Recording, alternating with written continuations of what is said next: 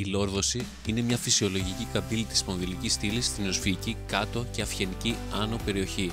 Ουσιαστικά η σπονδυλική στήλη κάνει μια ελαφριά προς τα μέσα καμπύλη. Οφείλεται συνήθως στην κακή στάση του σώματος και σε μυϊκές ανισορροπίες. Προσπάθησε να διορθώσεις τη στάση του σώματός σου μέσα στην καθημερινότητα, όπως παραδείγματος χάρη όταν κάθεσαι ή στέκεσαι.